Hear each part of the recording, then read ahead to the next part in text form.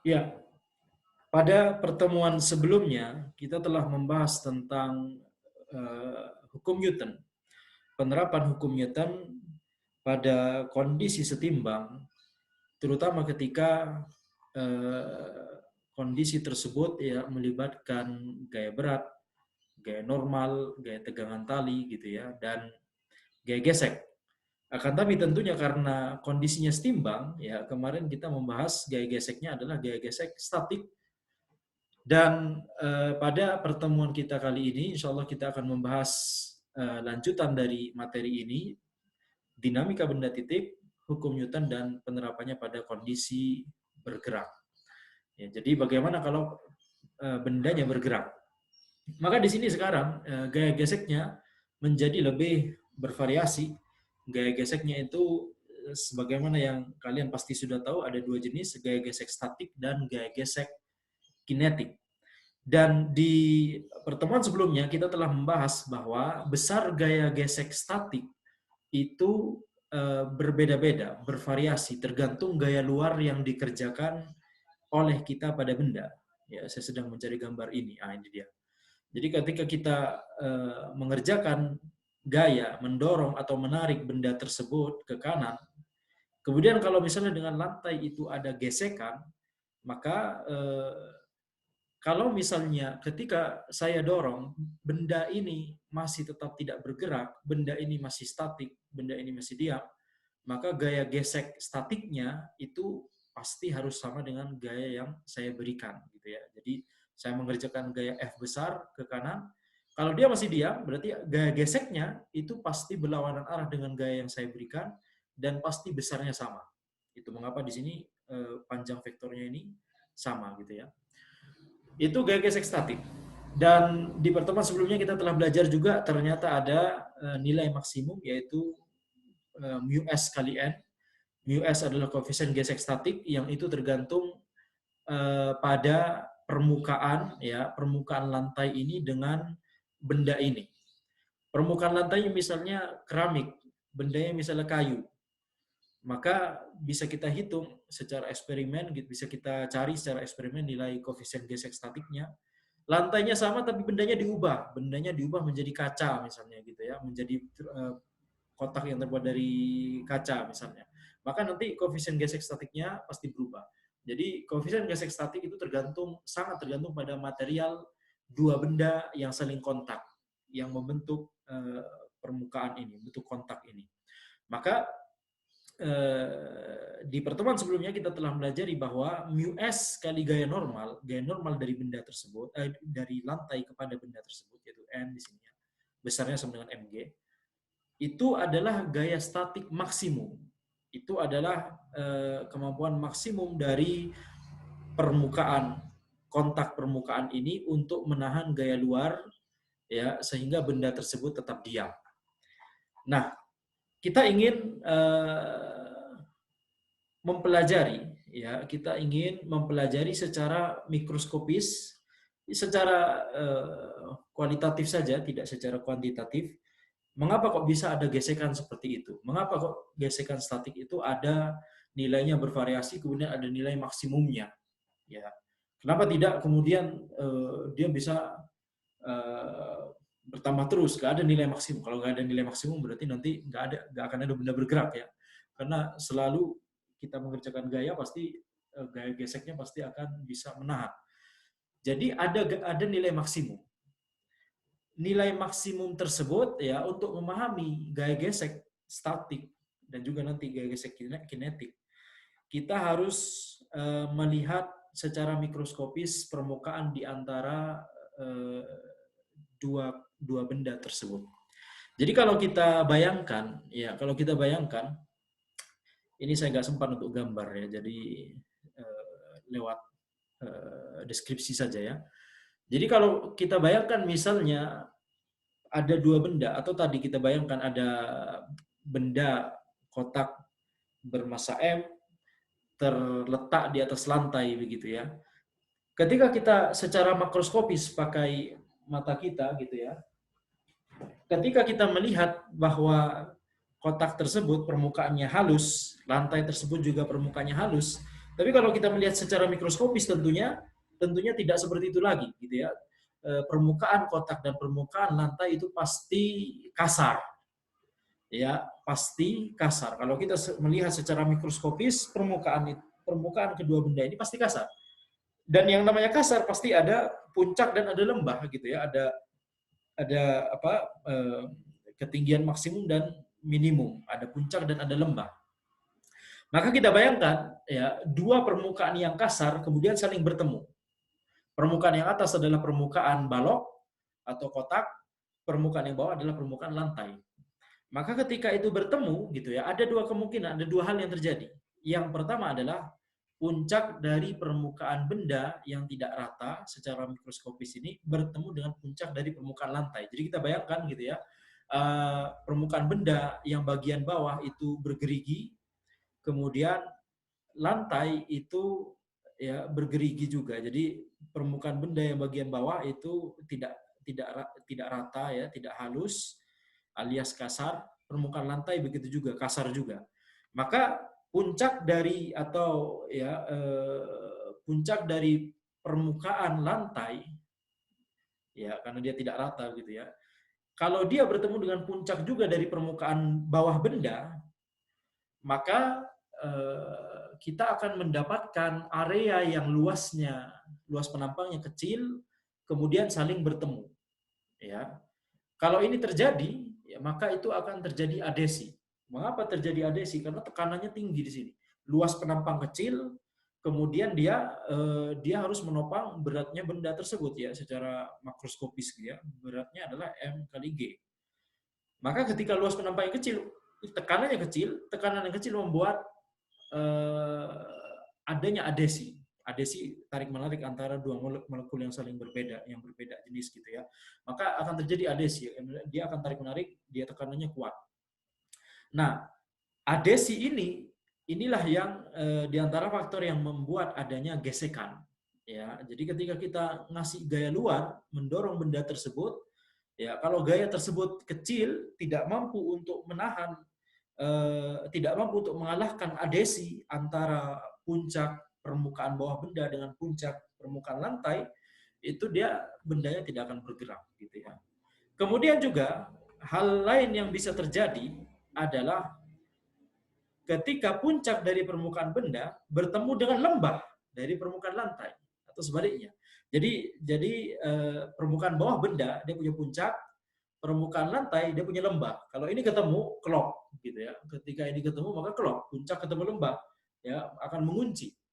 Nah, kalau ini dipaksakan kita memberikan gaya luar ya, memberikan gaya kepada benda ini, kita dorong benda tersebut, kita dengan kata lain memaksa supaya puncak yang ketemu lembah ini yang sudah klop ini gini ya, itu untuk bergerak gitu ya. Ketika dia bergerak, dia akan terjadi abrasi. Kalau misalnya kita berhasil membuat dia bergerak, dia akan terjadi abrasi. Abrasi itu intinya adalah ya ketika kita memaksa dua permukaan yang saling klop ini untuk kemudian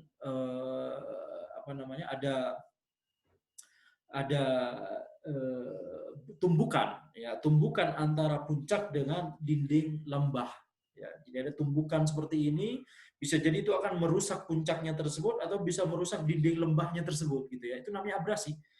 Maka abrasi ini juga di antara faktor yang penting yang membuat adanya gesekan antara dua permukaan ini, permukaan bawah benda dengan permukaan lantai. Ya, jadi ketika kita memberikan gaya kepada benda tersebut supaya benda tersebut bisa bergerak, maka gaya kita harus lebih besar dari adesi dan abrasi, efek adesi dan abrasi yang ada di permukaan tersebut, gitu ya. Itulah asal muasalnya gaya gesek, khususnya gaya gesek statik, karena kita membahas benda yang sedang diam gitu ya, benda yang sedang diam, puncak ketemu puncak, kemudian dia ada tekanan yang besar di situ karena luas penampang yang kecil, ya. Jadi ingat ya, tekanan itu gaya dibagi luas penampang gitu ya. Gayanya dia harus menahan gaya dari benda, gaya berat dari benda, kemudian luas penampangnya. Ketika itu dibuat kecil, tekanannya besar. Tekanan besar membuat adanya adesi, sehingga itu akan saling tarik-menarik gitu ya, antara puncak dengan puncak. Puncak dengan lembah akan saling klop gitu ya, sehingga susah untuk kita geser-geser. Kecuali kita membuat dia bertumbukan, membuat dia bisa keluar dari konfigurasi yang sudah klop tersebut gitu ya. Jadi ketika gaya kita masih kecil, kita nggak bisa menahan, kita nggak bisa melawan efek adesi dan abrasi. Kalau kita perbesar gaya kita, kita bisa jadi masih belum bisa ya menahan atau melawan ya. Kita bisa jadi kita masih belum bisa melawan efek adesi dan abrasi tersebut. Baru ketika gaya kita besarnya sudah cukup untuk membuat ya efek adesi dan abrasi tersebut kalah gitu ya, maka disitulah yang kita namakan dengan gaya gesek statik maksimum. Disitulah ambang di mana benda tersebut mulai mau bergerak ya. Jadi gaya gesek statik maksimum mu s kali n itu sangat berkaitan dengan efek adesi dan abrasi maksimum yang bisa dimiliki oleh dua permukaan ini, permukaan lantai dengan permukaan bawah benda. Ya, itulah asal muasalnya. Kemudian ketika kita misalnya asumsikan kita tambah terus gayanya sehingga dia efek adesi dan efek abrasinya itu sudah tidak mampu untuk menahan gitu ya, tidak mampu lagi untuk menahan gaya luar yang kita kerjakan, benda tersebut bergerak. Jadi puncak yang ketemu puncak tadi, dia sudah nggak bisa lagi efek adesinya untuk menahan gerakan, dia akan putus, dia akan lepas gitu ya. Dia akan lepas interaksi antara puncak dengan puncak ini. Kemudian puncak dengan lembah yang sudah klop gitu ya, itu juga akan lepas ya, dia akan bertumbukan, bisa jadi puncaknya itu patah, bisa jadi dinding lembahnya itu juga rusak gitu ya, sehingga itu menjadi berjalan gitu ya, atau bergerak gitu ya, benda tersebut sehingga bisa bergerak. Kalau proses ini terus-menerus dilakukan, itu lama-lama permukaan benda dengan lantai tersebut lama-lama halus gitu ya, lama-lama puncaknya itu lama-lama rusak semua sehingga lama-lama jadi lebih rata gitu ya. Itulah yang kita namakan kita mengasah sebuah benda, ya, mengasah pisau dan seterusnya. Jadi ketika kita menerapkan gaya yang cukup besar sehingga efek adesi dan abrasi tidak bisa menahan gaya yang kita kerjakan tersebut, benda tersebut bergerak. Ketika benda tersebut bergerak, kita bayangkan benda tersebut bergerak gitu ya. Puncak dari permukaan bawah benda itu akan bergerak gitu ya. Dan betul pada waktu tertentu dia akan bertemu lagi dengan puncak dari lantai, permukaan lantai. Akan tapi waktunya sedikit untuk kemudian terjadi adanya interaksi, adesi. Waktunya cukup singkat sehingga tidak cukup bagi kedua puncak ini untuk berinteraksi adesi yang kuat seperti sebelumnya. Waktunya nggak cukup untuk berinteraksi. Akhirnya efek adesinya ada tapi lebih kecil, ya, jauh lebih kecil. Demikian pula yang tadi puncak dengan lembah gitu ya. Maka ketika itu bergerak ya, jadi ketika itu bergerak nanti kita belajar ada momentum dan sebagainya. Ketika dia bergerak maka energinya lebih tinggi, jadi dia tidak benar-benar puncaknya itu pas klop di bawah lembah, di dasar lembah, tidak. Akan tapi puncaknya itu pasti ada cuma turun dikit ya, ketika dia ketemu lembah dia turun dikit kemudian dia harus naik lagi karena bendanya bergerak gitu ya, jadi nggak benar-benar klop di bawah. Jadi intinya adalah ketika benda bergerak di atas lantai, efek adesi dan efek abrasinya masih ada, tapi tidak sebesar ketika benda tersebut diam di atas lantai. Inilah yang menyebabkan koefisien gesek kinetik lebih kecil daripada koefisien gesek statik, ya, lebih kecil atau bahkan jauh lebih kecil, tergantung materialnya sekali lagi gitu ya. Dan itulah asal muasal dari atau penjelasan secara kualitatif, ini penjelasan secara kasar ya. Penjelasan secara mikroskopis, secara kualitatif terhadap fenomena gaya gesekan. Ya, jadi dan gaya gesekan itu seringkali bermanfaat. Kita bisa jadi hanya melihat negatifnya saja dari gaya gesekan gitu ya, bikin ban kita cepat rusak gitu ya, kemudian rem kita cepat harus diganti. Tapi gaya gesekan, kalau misalnya kita tidak ada gaya gesekan sama sekali di alam ini, kita nggak mungkin bisa memegang benda, betul tidak? Kita tidak mungkin bisa memegang benda. Mobil nggak akan bisa bergerak karena mobil itu bisa berjalan di atas jalan raya gitu ya, karena adanya gesekan antara bannya dengan aspal gitu ya. Jadi karena adanya gesekan tersebut, mobil tersebut bisa jalan. Coba misalnya kita bayangkan itu gak ada gesekan, licin. Mobilnya, ya ban mobilnya akan muter terus, tapi ya karena gak ada gesekan, ya licin banget, bisa jadi putaran rodanya kencang sekali, akan tapi karena gak ada gesekan, mobilnya nggak bisa maju. Jadi gesek itu bermanfaat, tapi dalam beberapa kasus ya, juga memiliki efek negatif, dan itu yang harus kita tekan efek negatifnya tersebut. Oke. Maka itu asal muasal dari gaya gesek statik dan kinetik secara makroskopis. Kemudian ya asal muasal gaya gesek dan gaya kinetik secara mikroskopis. Kemudian kita akan menganalisa gerakan benda. Kita akan menerapkan hukum Newton kepada benda yang sedang bergerak. Oleh karena itu kita langsung saja contoh kasus di sini. Misalnya ada 3 benda, MA, MB, MC. MB dan MC, kemudian juga MA dan MB dihubungkan oleh tali. Kemudian MA ditarik oleh kita sebesar gaya F ke kanan. Maka misalkan ada gesekan antara lantai dengan setiap benda ini, dan kita asumsikan koefisien geseknya sama semua. Ya, misalnya ketiga benda ini dibuat dari material yang sama, ya, sehingga koefisien gesek statik antara ketiga benda ini dengan lantai, demikian juga koefisien gesek kinetiknya itu sama semua. Yang ada bedanya untuk setiap ketiga benda ini. Maka bagaimana kita menganalisa sistem ini? Kita ingin menanyakan pertanyaan ini ya, pertanyaan penting ini. Berapa besar gaya F minimum agar sistem benda ini bergerak? Berapa besar gaya F minimum agar sistem benda ini bergerak? Kalau misalnya kita nggak ngasih gaya F, tentunya benda tersebut, sistem benda ini tetap akan diam gitu ya. Kalau kita ngasih gaya F lumayan kecil, ya itu juga tidak akan bisa membuat 3 benda ini bergerak karena ada gaya gesek statik gitu ya. Tapi kalau kita memberikan gaya F yang lumayan besar, 3 benda ini bisa jadi bergerak. Yang ingin ditanyakan adalah besar gaya F minimum yang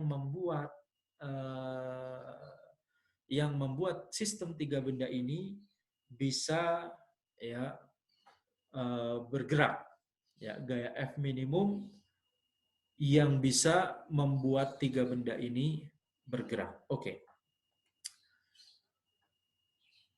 Maka caranya adalah kita langsung saja buat diagram Newton untuk setiap benda MA, MB dan MC ini. Kita lihat di sini untuk benda MC misalnya, ya, ada T2 gaya tegangan tali, kemudian ada gaya gesek FC, kemudian ada gaya berat MCG, ada gaya normal NC gitu ya. Kemudian benda MB ada gaya tarik T1 ke kanan, ada gaya tegang tali T2 ke kiri, dan ini sama-sama T2 karena sama-sama talinya 1 gitu ya. Jadi kalau T2 di sini, kalau besar tegangan tali di sebelah kiri ini T2, sebelah kanan juga T2. Kita sudah bahas ini. Kemudian ada gaya gesek juga FB, sama juga ada gaya normal, ada gaya berat. MA ada gaya F, kemudian MA itu ditarik oleh T1 ke kiri, ada juga gesekan ke arah kiri. Kenapa gesekannya ke kiri semua? Karena kecenderungan benda ini, kalau nggak ada gesekan, dikasih gaya kecil aja, dia pasti akan bergerak ke kanan gitu ya. Jadi kecenderungan geraknya ke kanan. Itu mengapa gaya geseknya ke kiri semua. Dan juga di sini ada gaya normal, ada gaya berat. Ini selesai diagram gaya untuk benda-benda di atas ya. Kita sudah pastikan setiap gaya yang bekerja pada setiap benda itu sudah digambarkan di diagram gaya ini. Sekarang kita terapkan hukum Newton. Hukum Newton pada arah horizontal, ya, kita akan mendapatkan arah horizontal ya, F minus T1 minus FA sama dengan nol karena dia masih diam. Ya, kita tinjau kasus ketika dia masih diam. Kemudian ini T1 kurangi T2 kurangi FB sama dengan nol. T2 kurangi FC sama dengan nol. Oke, gampang ya. Ini kita dapat 3 persamaan yang awal. Kemudian hukum Newton kedua arah vertikal gampang juga. Gaya normal kurangi gaya berat, gaya normal kurangi gaya berat, gaya normal kurangi gaya berat. Oke, sama dengan nol. Kemudian ketika dia kondisinya itu sudah mencapai dia mau bergerak ya, dia sudah diambang maksimal, dia sudah mau bergerak, itu berarti gaya geseknya sudah memiliki nilai gaya gesek statik maksimum yang nilainya adalah mu s kali n. Ya sudah, berarti kita tuliskan gaya gesek di A itu mu s kalikan gaya normal oleh lantai pada benda A, gaya gesek yang bekerja pada benda B sama dengan mu s kali gaya normal oleh lantai pada benda B dan seterusnya untuk yang C juga. Kalau 9 persamaan ini kita lakukan substitusi, kita akan mendapatkan gaya, ya, gaya di sini gitu ya. Dan kita tahu bahwa ini adalah gaya minimum yang membuat benda tersebut mulai bergerak. Itu mengapa kita tulis di sini keterangan gaya minimum. Sedangkan mu s kalikan ma plus mb plus mc kalikan g. Ya. Bagus hasilnya. Ya. Kemudian kalau benda tersebut ditarik oleh gaya yang lebih besar dari gaya minimum ini, tentunya dia akan bergerak. Pertanyaannya sekarang, berapa percepatan gerakan tersebut? Nah, kita terapkan ya hukum Newton yang sama, hukum kedua Newton untuk setiap benda tersebut, dan karena mereka sekarang itu bergerak dengan percepatan tertentu, ya sudah kita tuliskan. Kalau sebelumnya kita tulis sama dengan 0, sama dengan 0, sama dengan 0, sekarang kita tinggal ganti ini M kali A, M kali A, M kali A. Jadi M-nya benda A kalikan percepatannya benda A, M-nya benda B kalikan percepatannya benda B, M-nya benda C kalikan percepatannya benda C. Jadi ruas kiri sama semua, tinggal ruas kanan dimodifikasi. Dari yang awalnya 0 menjadi M kali A. Kemudian yang hukum Newton kedua arah vertikal ini masih sama gitu ya, nggak ada perbedaan gitu kan, nggak ada tambahan gaya dan nggak ada percepatan arah vertikal gitu ya, bendanya bergerak secara horizontal. Sehingga kemudian ya karena sistem ketiga benda tersebut bergerak bersama, ini penting. Karena sistem ketiga benda tersebut bergerak bersama-sama, maka percepatannya sama. Sehingga nanti di sini kita tuliskan percepatan benda A sama dengan percepatan benda B sama dengan percepatan benda C. Katakanlah itu A, itu simbolnya A seperti yang di sini, itu simbolnya A gitu ya. Maka kita bisa ganti langsung di sini MA kali A, MB kali A, MC kali A gitu ya. Tapi saya sengaja untuk membuat seperti ini terlebih dahulu, kemudian baru diberikan keterangan seperti ini, itu supaya jelas gitu ya bahwa tidak harus dalam kondisi lain bisa jadi percepatannya beda-beda. Contohnya misalnya percepatannya bakal beda kalau talinya ada yang kendor. Ya, kalau talinya kendor, maka nanti percepatan benda A bisa beda dengan percepatan benda B gitu ya. Dari mana taunya? Karena misalnya tali ini kendor, T1 ini kendor misalnya. Ya. Maka ketika benda A itu bergeser 1 meter ke kanan, benda B belum tentu bergeser 1 meter ke kanan. Bisa jadi dia 2 meter malah, karena talinya kendor gitu ya. Kalau setengah meter nggak mungkin, karena kalau setengah meter berarti talinya putus. Benda A geser 1 meter ke kanan, benda B geser setengah meter ke kanan, talinya antara talinya melar atau talinya putus gitu ya. Akan tapi kalau talinya tidak kendor, ya maka setiap benda A bergeser 1 meter ke kanan, demikian pula benda B harus bergeser 1 meter ke kanan, demikian pula benda C harus bergeser 1 meter ke kanan pada selang waktu yang sama. Kalau pada selang waktu yang sama mereka bergeser dengan jarak yang sama, maka itu berarti kecepatan mereka sama. Ya. Dan kalau kecepatan mereka sama, maka nanti konsekuensinya juga percepatannya juga sama gitu ya. Jadi percepatan mereka sama. Gaya gesek sekarang tidak bisa pakai mu s kali n, kita harus pakai mu k karena bendanya sudah bergerak. Jadi kita punya 3 relasi ini. Gaya gesek dengan mu k kali n. Nah, jadi kita menggabungkan seluruh persamaan yang kita punya tadi gitu ya. Jadi persamaan yang ini masih berlaku, yang ini dimodifikasi, yang ini masih berlaku, yang ini juga dimodifikasi, mu S jadi mu K. Kalau kita olah lagi ke 9 persamaan tersebut, kita akan mendapatkan percepatan sama dengan F dibagi MA plus MB plus MC kurangi mu KG. Oke. Kalau nggak ada G gesek, mu K misalnya 0 gitu ya, maka tersisa suku pertama ini adalah percepatan tiga benda tersebut kalau tidak ada G gesek ya. Oke.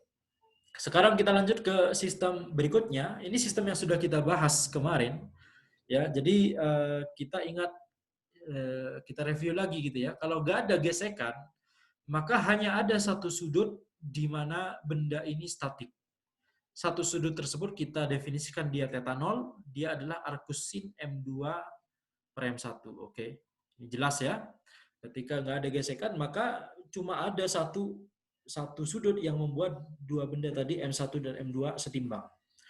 Ketika ada gesekan, maka kita jelaskan kemarin bahwa ada rentang sekarang, ada range dari sudut theta, dari theta negatif, bukan theta negatif, sorry, dari theta minimum ke theta maksimum, ya, theta minimum ke theta maksimum. Kenapa saya buat simbol theta negatif, theta positif, itu supaya sama simbolnya dengan plus minus yang ada di sini, gitu ya.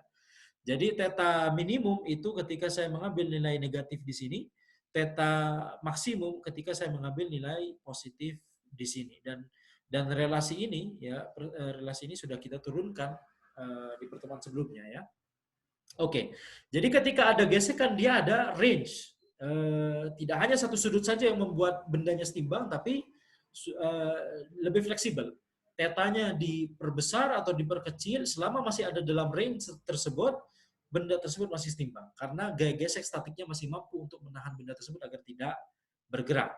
Nah sekarang, kalau tetanya itu kita bikin di luar dari rentang ini, bisa jadi lebih kecil dari theta minimum atau bisa jadi lebih besar dari theta maksimum. Apa yang terjadi? Kalau lebih kecil dari theta minimum, ini kecil gitu ya, lebih kecil dari theta minimum, maka kita bisa bayangkan benda M2 akan turun, benda M1 akan bergerak ke kanan gitu ya. Karena gerakannya ke kanan, M1 gerak ke kanan, maka gaya geseknya ke kiri, seperti pada diagram di bagian B ini ya. Kemudian ketika tetanya dibuat besar, lebih besar dari theta maksimum, maka benda M1 akan cenderung bergerak ke kiri, benda M2 akan cenderung bergerak ke atas gitu ya.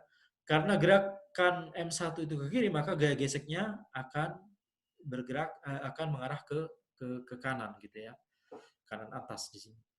Jadi kita harus hati-hati kalau kita sudah berhubungan dengan gaya gesek, kita harus melihat kecenderungan gerakannya kemana. Kita nggak boleh sembarangan karena di sini ya kalau tetanya diubah gitu ya, gaya geseknya bisa berubah arah dan ini nanti di hukum Newton bisa yang satu jadi negatif, yang satu jadi positif gitu ya. Itu nanti bisa membuat perhitungan kita jadi salah kalau kita nggak hati-hati. Sekarang kita fokus pada kalau theta itu lebih kecil dari theta minimum. Maka kasus yang B ini yang terjadi. Kalau yang B ini yang terjadi gitu ya, kita terapkan hukum Newton, kita akan dapatkan T minus F minus M1G sin, ya, komponen M1G ke arah bidang miring ini, ke arah permukaan miring ini. Jadi kita dapat T minus F minus M1G sin theta sama dengan M1 kali A1. Ya. Kemudian ini kita sudah paham ya, N minus M1G cos theta sama dengan 0, kita sudah paham itu arah tegak lurus dengan permukaan miring. Kemudian hukum kedua Newton untuk benda M2 adalah M2G kurangi T sama dengan M2A2. M2G kurangi T sama dengan M2A2. Perhatikan di sini, saya mengubah konvensi arah positif. Ya, harusnya T minus M2G gitu ya, sama dengan M2A2. Tapi saya tuliskan M2G kurangi T sama dengan M2A2. Kenapa? Karena untuk lebih memudahkan ketika saya ingin menghubungkan A1 dengan A2 di sini. Ya. Kalau misalnya arah positif tetap ke atas, jadi kita tuliskan persamaannya T minus M2G sama dengan M2A2, ya, maka kita harus menghubungkan A1 ke arah sana gitu ya, dari benda satu, A2 ke arah atas dari benda 2, hubungannya nanti A1 sama dengan minus A2. Nah, itu susah untuk kita, takutnya salah nanti ketika kita misalnya kalian ujian gitu ya, takutnya salah negatif gitu ya. Jadi gampangnya adalah kita ambil arah gerak itu sebagai arah positif. Kalau kita sudah tahu arah geraknya, ambil arah gerak itu sebagai arah positif. Ini arah geraknya ke sana, oke, berarti ini T positif. Kurangi F, kurangi M1G sin theta. Kemudian ini arah geraknya ke bawah, ya udah berarti M2G-nya positif, kurangi T sama dengan M2A2. Itu lebih gampang. Sehingga apa? Ketika kita arah gerak sudah kita jadikan sebagai arah positif, kita tinggal menyamakan A1 sama dengan A2, yaitu A. Mereka gerak bareng gitu kan. Jadi mereka gerak bareng dengan percepatan A. Nah, kemudian karena gaya geseknya kinetik, jadi kita tuliskan F sama dengan mu K kali N, kita olah 4 persamaan ini, kita akan dapatkan percepatannya yaitu M2 minus M1 sin theta minus mu K M1 cos theta G dibagi M1 plus M2. Oke. Kemudian untuk kasus theta lebih besar dari theta maksimum, ini bukan theta 1 ya, ini harusnya theta plus. Ya, saya ingat-ingat dulu ya. Typo. Maka nanti benda M1 akan cenderung bergerak ke kiri sehingga gaya gesek akan mengarah ke kanan. Kalau kita terapkan ya hukum Newton untuk benda M1 ini, maka M1G sin theta positif. Mengapa? Karena arah geraknya ke sana. Berarti M1G sin theta positif, kurangi T, kurangi F, sama dengan M1 kali A. Kemudian yang benda 2, arah geraknya ke atas gitu ya, maka T minus M2G sama dengan M2A. Ya, itu yang saya tuliskan di sini, ya A1 sama dengan A2, karena mereka gerak bareng gitu ya. Dan F-nya sama dengan mu KN karena dia gaya gesek kinetik. Maka nanti akan kita dapatkan A sama dengan M1 sin theta minus mu K M1 cos theta minus M2 kali dengan G dibagi M1 plus M2. Kalau kita bandingkan dua percepatan ini, percepatan yang ketika benda M1 bergerak ke kiri dan benda M1 bergerak ke kanan, tampaknya secara sekilas ini kayaknya negatifnya ya. Kita dapat negatifnya. Ini M2 minus di sini, ini M2 plus. Di sini M1 sin theta plus, di sini M1 sin theta minus. Tapi ternyata tidak. Ternyata suku mu K M1 cos theta di sini minus, ya di sini juga minus gitu ya. Jadi ini tidak saling satu positif satu negatif, tidak. Akan tapi karena ada gaya gesek yang selalu melawan arah gerakan benda, ya maka dia selalu bertanda negatif. Oke. Yaitu untuk analisa untuk kasus kita ini, berarti kita sudah menganalisa sistem ini secara lengkap, baik ketika nggak ada gesekan di mana kondisi setimbangnya, ketika ada gesekan berapa rentang sudutnya sehingga dia setimbang, dan ketika dia bergerak berapa percepatannya. Ya, kita alhamdulillah sudah selesai menganalisa sistem tersebut secara lengkap ya, alhamdulillah. Kemudian kita masuk pada sistem benda bertumpuk. Jadi bendanya sekarang ada 2 tapi saling bertumpuk. Ada M1 di bawah, M2 di atas gitu ya. Dan saya mengerjakan gaya ke kanan pada benda M1. Bisa aja saya mengerjakan gaya pada benda M2, terserah kita gitu ya, terserah saya mau mengerjakan gaya ke yang mana dari kedua benda ini. Dan bisa jadi saya mengerjakan gayanya sekarang menclong-menclong gitu ya, ke arah miring gitu untuk sudut theta terhadap horizontal misalnya. Tapi supaya kita paham konsepnya, kita kerjakan dulu kasus sederhana, di mana ketika kita menarik gaya F, menarik benda ini dengan gaya F secara horizontal ke kanan, apa yang terjadi? Antara lantai dengan M1 tidak ada gesekan alias licin, antara M1 dengan M2 ada gesekan. Ya, itu yang saya tetapkan di sini. Kalau di kasus lain, misalnya nanti kalian nemu soal, bisa jadi berbeda gitu ya. Bisa jadi ada gesekan antara lantai dengan M1 dan juga ada gesekan antara M1 dan M2 gitu ya. Gesekannya di setiap permukaan ada gesekan.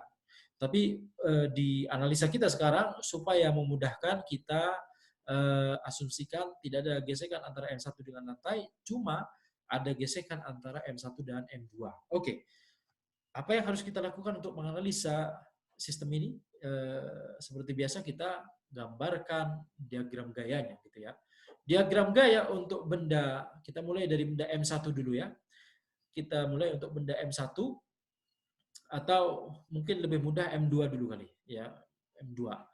Jadi M2 dia memiliki berat M2G. Jelas. Kemudian ada gaya normal yang diberikan oleh benda M1 terhadap benda M2 tersebut, itu kita notasikan N2. Kemudian karena ada gesekan antara M1 dengan M2, maka gesekan tersebut ya bekerja pada benda M2 ke arah kanan. Kenapa kok bisa ke arah kanan? Kenapa bukan gerakannya kan kita bayangkan gerakannya ke arah kanan, harusnya gaya geseknya ke arah kiri. Ya, itu salah. Untuk benda M2, gaya gesekannya bergerak ke arah kanan. Mengapa? Karena coba kita bayangkan. Kalau misalnya M1 dengan M2 itu tidak ada gesekan, licin juga gitu ya. Maka apa yang terjadi? Kalau saya tarik benda M1 ini dengan gaya F ke kanan, maka M2 ini akan tetap di situ. Ya, dia nggak akan kemana-mana. Orang ini licin antara M2 dengan M1 gitu ya. Maka M2 tetap akan di situ. Ketika M1 sudah lewat, M2 jatuh ke bawah gitu ya. Jadi itu kalau kasusnya tidak ada gesekan antara M1 dengan M2. Ya, benda M2-nya itu tidak akan bergerak secara horizontal. Dia hanya akan bergerak vertikal, jatuh ke bawah gitu ya. Kalau M1-nya sudah lewat gitu kan. Dan ini rahasianya orang ketika narik taplak meja gitu ya, maka mereka narik taplaknya harus cepat itu untuk mengurangi gesekan gitu ya. Kalau menariknya dengan lumayan cepat, gesekannya lumayan berkurang sehingga sangat kecil gitu ya, maka benda M2 ini nggak akan bergerak secara horizontal atau nggak akan bergerak jauh ya secara horizontal, dia akan jatuh ke bawah aja gitu ya. Dan kalau dia taplak maka tebalnya kan sangat tipis gitu ya. Dan ini tidak untuk dicoba di rumah ya. Nanti piring-piring pecah semua. Ya, saya nggak tanggung jawab ya. Oke. Kalau ada gesekan, maka ya kita asumsikan, kalau kita bayangkan gitu ya, kita tarik benda M1 ini, kita tarik dengan gaya yang kecil, lumayan kecil, maka apa yang kita bayangkan, berdua benda ini akan gerak bareng gitu ya. M1 kita tarik, M2 karena ada gesekan antara M1 dan M2, M2-nya akan bergerak bersama dengan M1. Dia akan terus di atas benda M1. Itu berarti apa? Itu berarti M2-nya gerak ke kanan juga ya nggak? Kalau dia gerak ke kanan berarti harus ada gaya yang membuat dia gerak ke kanan. Sementara gaya F saya ini hanya bekerja pada benda M1. Saya nggak mengerjakan gaya sama sekali ke benda M2. Itu berarti apa? Gaya gesek itulah yang membuat dia bergerak ke kanan. Jadi gaya gesek arahnya harus ke kanan. Oke, selesai diagram gaya untuk benda M2. Sekarang diagram gaya untuk benda M1, tentunya dia punya berat, dia punya gaya normal dari lantai kepada benda M1 yang kita simbolkan N1. Dia dikenai gaya oleh kita sebesar F ke kanan. Kemudian ada gaya reaksi dari benda M2. Ya, gaya reaksi dari benda M2 kepada benda M1 kita notasi besarnya sama, yaitu sama-sama N2 tapi arahnya berlawanan. Kemudian juga ada gaya reaksi, ya. Benda M1 memberikan gaya gesek ke benda M2, yaitu F yang ini. Maka demikian pula gaya reaksinya, benda M2 mengerjakan gaya gesek kepada benda M1. Itu mengapa di sini F-nya arahnya ke kiri, berlawanan dengan yang itu. Besarnya sama-sama F gitu ya. Oke, ini diagram gaya untuk benda M1 selesai. Sekarang kita tinggal terapkan hukum kedua Newton untuk kedua benda tersebut. Hukum kedua Newton untuk benda M1 adalah yang fokus ke arah horizontal, F kurangi F kecil sama dengan M1 kali A. Ya. Karena benda M1-nya bergerak, ya. Benda M1-nya bergerak, M1 kali A. Percepatannya misalkan A. Kemudian arah vertikal N1 kurangi N2 kurangi M1G sama dengan 0, ya. Hukum kedua Newton untuk benda M2 adalah arah horizontal F sama dengan M2 kali A. Kenapa A? Karena kita asumsikan dia masih geraknya bareng-bareng. Geraknya bersama-sama. Sehingga kalau benda M1 percepatannya adalah A, benda M2 percepatannya juga A. Ya, di sini kita tulis A. Kemudian arah vertikal gampang, N2 kurangi M2G sama dengan 0. Kemudian karena dia masih gerak bareng gitu ya, gerak bareng-bareng gitu ya, sehingga nggak ada gerak relatif antara benda 2 dan benda 1 gitu ya. Jadi menurut benda M1, benda M2 itu masih diam. Oleh karena itu gaya geseknya adalah gesek statik, berlaku relasi ini. F kurang dari sama dengan mu S kalikan N mana? N2. Jadi jangan salah di sini ya. N yang di sini adalah N2. Gaya normal dari benda satu ke benda dua, ya, yaitu N2. Bukan N1. Ini N1 ini urusannya dengan lantai. Kita nggak ada urusan dengan lantai. Gesekannya antara M1 dengan M2, nggak ada urusannya dengan lantai gitu ya. Kalau gaya gesekannya antara M1 dengan lantai, maka yang dimasukkan ke persamaan tadi itu adalah, atau pertidaksamaan tadi itu adalah N1. Karena N1 ini kan gaya normal dari lantai ke benda M1. Ya. Karena gaya geseknya antara M1 dan M2, maka harus dimasukkan gaya normal antara benda M1 dan benda M2, yaitu N2 di sini kita simbolkan. Jadi F kurang dari sama dengan mu S kalikan N2. Kita olah persamaan-persamaan yang kita miliki ini, ya. Jadi saya ingatkan sekali lagi gitu ya. Jadi kita menerapkan bekal yang kita punya, hukum 2 Newton. Baru kemudian setelah kita menerapkan semua bekal yang kita punya, pasti yang ditanyakan di soal pasti nggak jauh-jauh dari persamaan-persamaan ini, ya. Selama kita nggak kurang nerapin prinsip yang kita punya, misalnya kita punya prinsip lain, misalnya kita misalnya nanti belajar kekeralan energi, kekeralan momentum, itu jangan lupa untuk dituliskan gitu ya. Kalau kalau benda kita atau kalau sistem kita memenuhi kekeralan energi, memenuhi kekeralan momentum, itu dituliskan juga nanti, ya. Jadi jangan sampai kurang prinsip yang kita tahu, semua prinsip yang kita tahu, selama kita tahu itu bisa diterapkan ke sistem kita, tulis semua. Nanti yang ditanyakan di soal itu pasti nggak jauh-jauh dari apa yang kita tulis, gitu ya. Oke, dan kalau kita sudah berhasil menuliskan prinsip-prinsip tersebut, selama prinsip itu bisa diterapkan ke sistem kita, gitu ya, itu tentunya akan dapat poin parsial, poin-poin lumayan, gitu ya. Kalaupun kita nggak bisa menyelesaikan secara sempurna sampai jawaban akhir. Oke. Kemudian dari persamaan-persamaan ini kita akan mendapatkan ya bahwa A percepatannya adalah F dibagi M1 plus M2. Kemudian gayanya itu kurang dari sebenarnya mu S N1 plus M2G. Atau dengan kata lain, F-nya masukin ke sini gitu ya. A itu kurang dari sebenarnya mu SG. Ini maksudnya apa? Maksudnya adalah ya gaya maksimum yang bisa kita terapkan ke sistem tadi supaya M2 bergerak bareng-bareng bersama M1, nggak slip, ya bergerak bersama gitu ya, maka gaya maksimumnya adalah senilai mu S kalikan M1 plus M2 kalikan G. Ketika kita menerapkan gaya maksimum ini, maka percepatan sistem tadi adalah mu S kalikan G. Ya, cantik ya hasilnya, mu S kalikan G.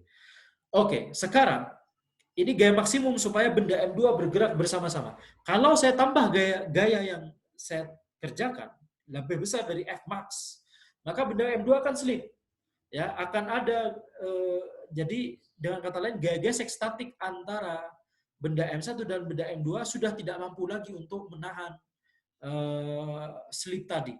Sehingga nanti M2 ini akan bergerak relatif terhadap M1 sehingga gaya gesek antara mereka itu adalah gaya gesek kinetik. Jadi kita terapkan hukum Newton untuk benda M1 sama seperti tadi, F minus F, namun sekarang A-nya sudah kita simbolkan A1. Ya, kalau benda M2 slip, ya, maka gerakan M2 sudah tidak bergerak bersama-sama dengan benda M1. Ya, kecepatannya udah beda. Percepatannya juga beda. Maka kita simbolkan ya percepatan untuk benda 1 itu A1, percepatan untuk benda 2 itu A2. Maka kita terapkan hukum Newton untuk benda 1 ya F minus F sama N1 A1 terus arah vertikal masih tetap sama seperti yang tadi. Hukum kedua Newton untuk benda M2 F sama M2 A2 yang vertikal juga masih sama seperti yang tadi. Kemudian karena gaya geseknya sekarang kinetik, maka F sama mu K kali N2. Nah, 5 persamaan ini kita olah, kita akan mendapatkan A1 dan A2. A1-nya nilainya segini, A2-nya nilainya segini. Ya. Jadi ini adalah percepatan benda 1 dan percepatan benda 2 ketika gaya geseknya sudah kinetik. Dengan kata lain, benda 2 itu sudah bergerak relatif terhadap benda 1, alias slip. Sudah gak mampu lagi gaya geseknya untuk membuat benda M2 itu bergerak bersama dengan benda M1 gitu ya. Maka kalau kita lihat di sini, kalau kita nolkan mu-nya kita nolkan. Ini 0, ini 0. Maka A1 sama dengan F per M1, ya, dan A2 sama dengan 0. A2 sama dengan 0, ini berarti percepatan horizontal dari benda 2 itu 0. A2 itu kan percepatan horizontal ya. Percepatan horizontal dari benda 2 itu adalah 0. Itu yang kita sebutkan tadi ketika gaya geseknya diperkecil atau sangat kecil atau bahkan 0, seperti kasus taplak ditarik dengan cepat begitu ya, sehingga gaya gesek antara taplak tersebut dengan benda-benda yang ada di atasnya menjadi kecil gitu ya. Dan kita ingat ya, semakin cepat maka interaksi adesi dengan interaksi abrasi itu makin lemah gitu ya. Jadi semakin cepat semakin kecil gaya geseknya. Sehingga ketika itu ditarik demikian cepatnya, maka gaya geseknya bisa dianggap 0, jadi ini 0, ini 0. Percepatan horizontal dari benda 2 adalah 0. Dengan kata lain, benda M2 tetap di situ ya. Tetap benda M2 tetap akan di situ ya. Dan sekali lagi, don't try this at home ya. Saya tidak bertanggung jawab atas malapetaka yang terjadi di di meja makan setelah kuliah ini. Oke. Kita lanjut pada materi terakhir kita di pertemuan ini seringkas sekali ya, gerak melingkar. Kita kemarin sudah membahas kalau benda bergerak melingkar dengan pada sebuah lintasan dengan jari-jari R gitu ya. Dengan kelajuannya konstan, maka percepatannya itu mengarah ke titik pusat lintasan, titik pusat lingkaran.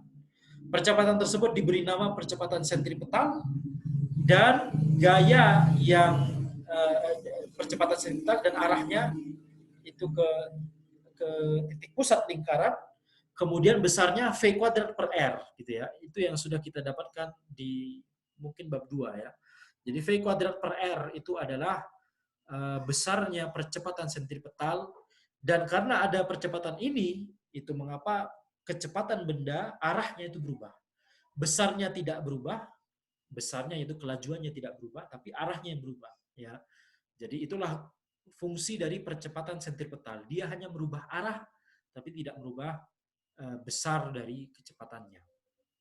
Oke, sekarang setiap kalau kita renungkan hukum kedua Newton, F sama dengan ma. F sama dengan ma. Setiap ada percepatan, maka pasti ada gaya gitu ya. Kalau ada percepatan berarti ada gaya. Itu yang kita pelajari dari hukum kedua Newton. Atau sebaliknya, kalau ada gaya maka ada percepatan. Kalau ada gaya dorong maka bendanya bergerak, ada percepatan.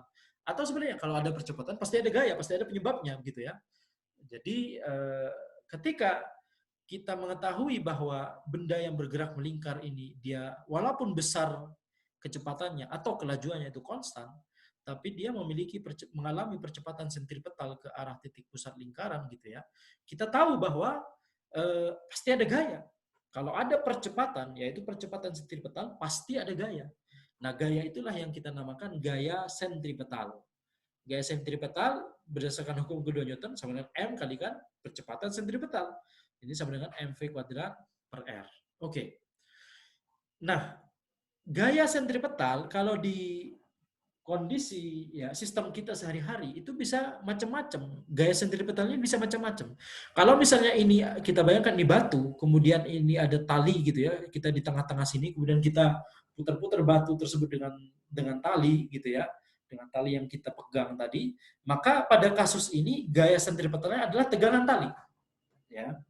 Atau kalau misalnya kita bayangkan jalan tikungan ya, jalan menikung, tikungannya itu miring gitu ya. Kemudian kita miring gitu ya. Sehingga membuat kita bergerak melingkar. Apa yang membuat kita bergerak melingkar? Karena ada percepatan sentripetal. Apa yang menyebabkan percepatan sentripetal? Gaya sentripetal. Gaya sentripetal dari mana? Gaya normal dari tikungan yang miring tadi, gitu ya.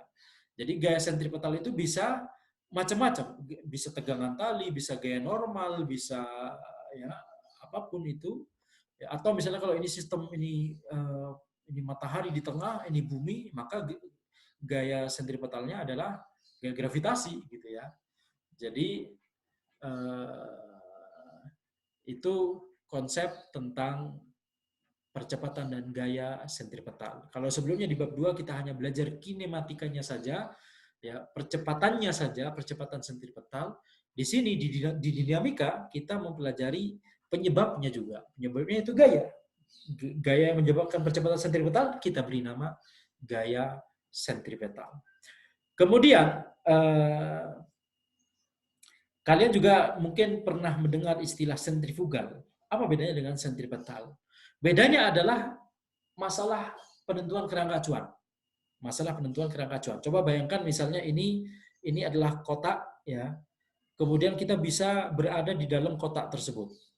Kemudian kotak tersebut diputar pakai tali gitu ya oleh raksasa misalnya atau oleh mesin gitu ya. Kita berada di dalam kotak di sini kemudian diputar oleh tali ya sehingga kita berada di dalam kotak. Kalau kita di dalam kotak yang diputar dengan lintasan lingkaran seperti ini, kita akan terhempas keluar gitu ya, merasa ada gaya fiktif keluar. Ya. Kalau kita pakai kerangka acuan kotak itu, kalau kita pakai kerangka acuan kita yang ada di dalam kotak tersebut, berarti ini apa? Ini apa? Kerangka acuan non inersial. Kerangka acuan non inersial kita sudah jelaskan sebelumnya, ya kerangka acuan non inersial itu ada gaya fiktif di dalam kerangka acuan non inersial. Gaya fiktif yang kita rasakan ketika kita diputar, ketika kita di dalam kotak kemudian diputar begini, kita akan merasa terhempas ke arah luar gitu ya, ke arah radial keluar. Gaya fiktif inilah yang dinamakan gaya sentrifugal. Jadi gaya sentrifugal itu gaya fiktif. Gaya fiktif itu nama untuk gaya fiktif yang dirasakan oleh orang yang ada di dalam kerangka acuan non inersial.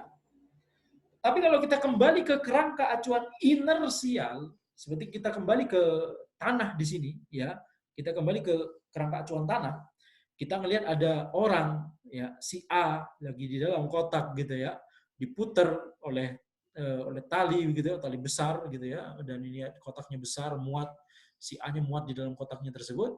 Kemudian ketika kita melihat si A tersebut terhempas ke arah luar, radial ke arah luar, kita menjelaskannya apa? Kita menjelaskannya itu inersia. Inersianya dari si A. Ya, si A itu pengen ketika titik ini, dia pengen selalu bergerak dengan kecepatan ke sana. Tapi ketika dia sudah menempuh sudut tertentu, ya, kecepatannya sudah berubah arah. Tapi secara badannya memiliki inersia, dia pengen kecepatannya itu terus ke arah sana. Itulah yang membuat dia menurut kita yang di tanah, itulah yang membuat dia terhempas gitu ya. Tidak lain itu adalah karena inersia. Menurut kita yang ada di tanah. Tapi menurut dia akan merasakan gaya fiktif. Sama seperti kalau kita di mobil, sama ini pembahasannya sama lagi gitu ya. Ketika kita di mobil, mobilnya digas tiba-tiba, mobilnya direm tiba-tiba, kita akan merasakan sebenarnya ada gaya fiktif gitu ya. Nah, gaya fiktif itu adalah bahasa kita yang ada di dalam mobil. Inersia adalah bahasa orang lain yang melihat kita, orang lain yang dia berdiri di tanah. Jadi gaya sentrifugal itu sebenarnya nama lain, sebenarnya itu adalah nama untuk gaya fiktif. Ketika kita menganalisa gerakan melingkar ini di kerangka acuan yang melingkar tersebut. Ya. Kalau kita melihat dari tanah, gerakannya melingkar. Kalau kita pakai kerangka acuan di kotak yang melingkar itu sendiri, nah baru bahasanya berubah menjadi sentrifugal gitu ya. Jadi sentrifugal dan sentripetal itu berbeda, dua hal yang berbeda. Nggak boleh kebalik-balik. Kalau kita kerja di kerangka acuan inersial, istilah yang benar adalah gaya sentripetal. Kalau kita bekerja di dalam kotak yang lagi bergerak melingkar menurut tanah tersebut, maka kita akan merasakan gaya efektif. Gaya efektif itu namanya gaya sentrifugal. Kalau gaya sentripetal mengarah ke titik pusat lingkaran, kalau gaya sentrifugal menurut orang yang merasakannya di dalam kotak, gaya sentrifugal arahnya kemana? Berlawanan ke arah radial ke keluar. Jadi sentrifugal dengan sentripetal dua istilah yang berbeda, tapi saling terkait. Saling terkait. Kaitannya apa? Yang satu adalah besaran, ya, gaya sentripetal adalah besaran gaya yang dilihat oleh orang yang ada di kerangka acuan inersial, misalnya tanah. Yang satu lagi, gaya sentrifugal adalah besaran gaya yang gaya fiktif yang dirasakan oleh orang yang berada di dalam kerangka acuan non inersial, yaitu benda yang lagi bergerak melingkar tersebut seperti kotak besar tadi. Oke. Alright, jadi itu saja yang bisa saya sampaikan. Semoga bermanfaat. Kita insya Allah akan lanjutkan di pertemuan berikutnya.